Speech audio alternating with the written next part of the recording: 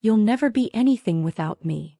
Those were the last words Noah said before slamming the door and walking out of the apartment we once called ours. And I believed him. Because by the time he left, I was already a shadow. A version of myself I didn't even recognize anymore. He had chipped away at me so slowly, so methodically, that I couldn't tell where his voice ended and mine began. I didn't just lose myself in that relationship. I was erased. I wasn't always like that. I used to be vibrant, loud, ambitious. I had plans to start a wellness brand, build my own path, and live a life that made me proud. But when Noah came into my world, it all changed. Slowly at first. He made me laugh, made me feel seen in ways no one ever had. He said all the right things. Told me I was special. Different. That he saw something in me no one else did. And I believed him. That belief became the trap. Because what I didn't see coming was how his love would shift into control. It started with small comments. About the way I dressed, the friends I kept, the things I wanted. Are you sure that's your dream? He'd ask, smiling like he was doing me a favor. You get distracted easily. You never follow through. I laughed it off the first few times. Until I started wondering if he was right. Then came the isolation. My phone calls with my best friend became shorter. My visits home turned into arguments. I stopped posting online. Stopped showing up for myself. He said he just wanted us to focus on us. That the world was too loud and I needed to grow up. But I wasn't growing. I was shrinking. I became careful with my words. Careful with my tone. Careful with my dreams. Because if I spoke too boldly, if I pushed too far, he'd withdraw. Or worse, he'd rage. Then apologize. Then make me feel like the broken one. And just when I thought things couldn't get worse, he cheated. He didn't even try to hide it. I found the messages on his tablet while looking for a recipe. There they were, in black and white. Him talking to another woman about how suffocating I was. How he needed someone less insecure. When I confronted him, I expected denial. What I got instead was a shrug. What did you expect? He said. You've been a mess for months. A mess. That's how he saw me. And then he said it, the line I'd hear echo in my head for months after. You'll never be anything without me. And just like that, he left. He didn't even pack all his things. He just walked out like I was disposable. Like I didn't matter. And maybe back then I didn't. But I was about to. Because sometimes, the fire you need to rebuild your life comes from the ashes someone else leaves behind. The days after Noah left felt like walking barefoot through glass. I couldn't eat. Couldn't sleep. I'd wake up expecting to hear his keys in the door, half hoping this had all been some twisted nightmare. But it wasn't. It was real. And he was really gone. And worse, he'd taken more than just himself. He'd taken my confidence. My peace. My sense of identity. I stared at my reflection and didn't see a woman. I saw wreckage. The bills were still coming. The fridge was empty. My bank account had $27 in it. I had no job because I'd quit the one I loved when Noah said it was a distraction. I hadn't talked to my best friend in over a year. I'd ghosted everyone who ever cared about me. I was alone. But for the first time, I was alone with truth. And truth, no matter how painful, is powerful. It was messy at first. I cried in the shower. Slept on the couch for 3 weeks. Wore the same hoodie for days. But then something inside me cracked. Not from pain but from clarity. This man had convinced me that I was nothing. That I needed him to be whole. And he was wrong. So I started small. I got a notebook and wrote one sentence. I will become someone I respect. That was my first promise to myself. And I meant it. The next day I applied for jobs. The day after that I called my best friend. She cried when she heard my voice. Not because I apologized, but because she said she knew I'd come back to myself eventually. I've been waiting, she whispered. And that made me cry too. I sold things Noah left behind, his gaming console, the watch he said was too valuable to wear, even his custom sneakers. I took that money and used it to get certified in wellness coaching. I studied every night, fueled by heartbreak and coffee and the echo of his voice saying I'd never be anything. And I started to change.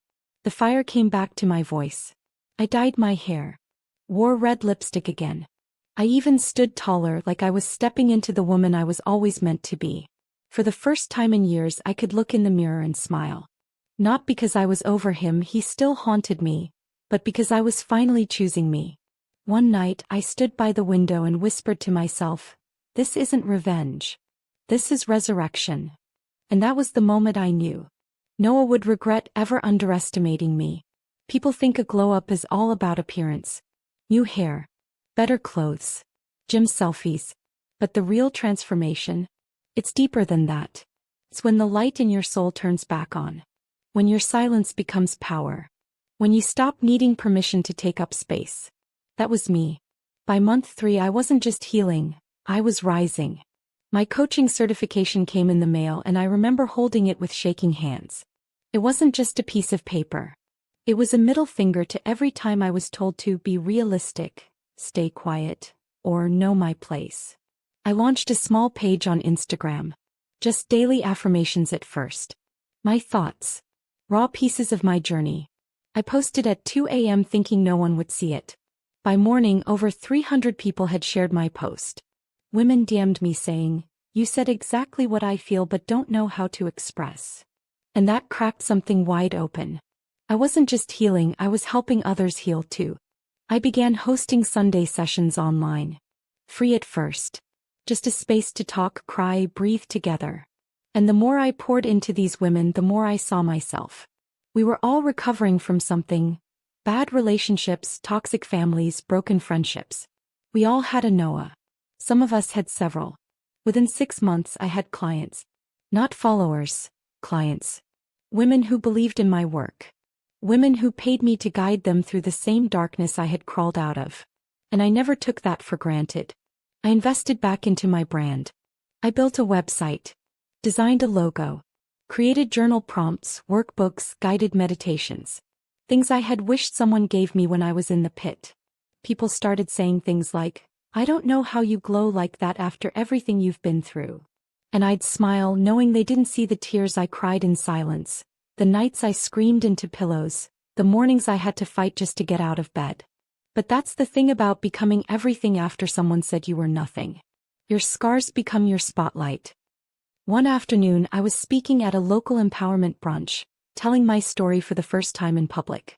The room was quiet, eyes locked, hearts wide open. Afterward, a woman hugged me and whispered, "You saved me today."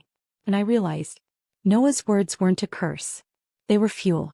Because if he hadn't tried to break me, I wouldn't have discovered how unbreakable I truly was. I always thought that if I ever saw Noah again I'd crumble. That all the strength I'd fought to build would vanish the moment I heard his voice. But that day came and something unexpected happened. I didn't feel small. I felt powerful. It was a Tuesday afternoon. I had just finished meeting a brand sponsor at a local cafe. My content was growing. My inbox was full of collaboration requests. I was living in a condo I paid for myself, running a business I built from ashes. Life was finally mine. I was walking out with an iced coffee in hand when I heard someone call my name. Camille. I turned and there he was. Noah. Same swagger. Same jawline. But softer now. Like time had weathered him. His shirt was wrinkled. Hair thinner. Smile not quite as confident. "Wow," he said, eyes scanning me. "You look different." I smiled. Not the kind that invites someone in. The kind that protects peace. "Hi, Noah." He looked stunned. Like he expected me to cry. To fall into his arms. To beg for the apology I no longer needed. "I've been thinking about you," he said quickly, stuffing his hands in his jacket pockets. "I heard about what you're doing. The coaching, the following. I mean, it's incredible." "Thank you," I said calmly. My voice didn't shake. He cleared his throat. "I've been going through some stuff. I guess I didn't realize what I had until..." "Until what?" I wanted to ask. "Until she left you? Until the silence got loud? Until I became someone the world wanted to watch?" But I stayed quiet. Because I had nothing to prove. He kept talking. Rambling about how proud he was of me. How he always knew I had potential. How he regretted how things ended. And I let him speak. Then when he finally paused, I looked him in the eye and said, "I became everything you said I'd never be. Without you." He blinked. "Goodbye, Noah." I turned, walked away, and this time, I was the one who didn't look back. Later that night I posted a video. No names.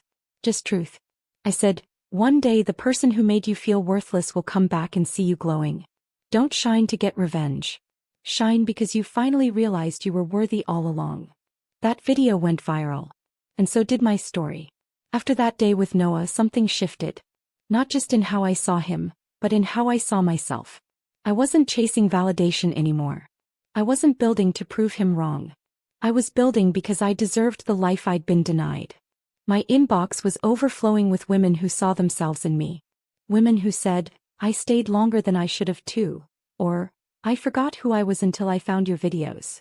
I read every single message, every painful truth, and every thank you note from strangers who were holding on because of the fire I carried now.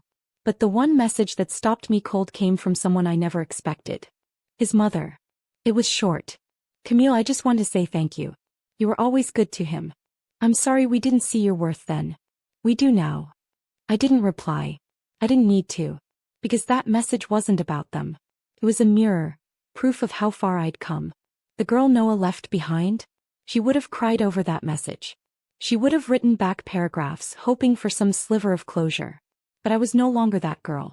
I was a woman now, with a voice that echoed. I started booking speaking gigs. My self-published guidebook made it to the top 10 in its category. I was invited onto podcasts. Women across the world quoted my words on their own healing journeys.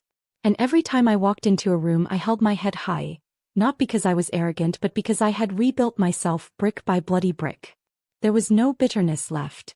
Just power. And peace. I started mentoring survivors. Not just of bad relationships but of emotional warfare. I told them, it's not your fault. It's never your fault. But it is your responsibility to come back to yourself. I meant it. And when I looked in the mirror I no longer saw scars. I saw survival stories. Victory lines. Proof that no one, not even the man who once said I was nothing, could hold back what was already meant to rise. My glow wasn't for show. It was for freedom. And I wasn't done yet. A year after Noah reappeared I stood in front of a sold-out auditorium in New York City. The lights were bright. The stage was mine. And in that moment I thought about the girl I used to be. The one who cried herself to sleep in a one-bedroom apartment, wondering if she'd ever feel whole again. The one who believed she needed him to matter. No. Now she was gone. In her place stood a woman who no longer begged to be chosen. A woman who no longer dimmed her light to fit into someone else's small expectations. I didn't rise from heartbreak, I rose through it. And every single painful piece became the foundation for the life I live now. At the end of my talk I said one thing that silenced the room. The best revenge isn't anger.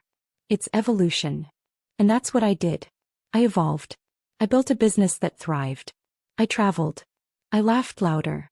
I fell in love again, not with another man but with myself. Fully. Fiercely. Finally. And somewhere out there I'm sure Noah watches. Maybe he scrolls past my videos. Maybe he tells people, I used to know her. And maybe that brings him pride. Or maybe it brings him pain. Either way, it's not my burden anymore. Because when he said I was nothing, he didn't realize he was giving me the fuel to become everything. So to the woman watching this right now, maybe you've been where I've been. Maybe someone walked away and made you feel small, unworthy, invisible. But hear me clearly. You are not what they left. You are what rises from the ruins. And the most powerful thing you can do is come back stronger. Your glow is not for them. It's for you. So wear it like armor. Because one day they'll see you from a distance. And they'll realize what they lost was a woman who became everything. If this story stirred something in you, if you've ever been left behind, underestimated, or told you weren't enough, know this: you are not alone. And your story isn't over. If you've ever had to fight your way back to yourself, I want you to stay with me. There are more stories like this. Stories of betrayal, revenge, healing, and rising stronger than ever. Please make sure to like, comment, share, and subscribe. And don't forget to turn on the notification bell so you never miss a new story, because we drop powerful, emotional stories every single day. You won't want to miss what's coming next.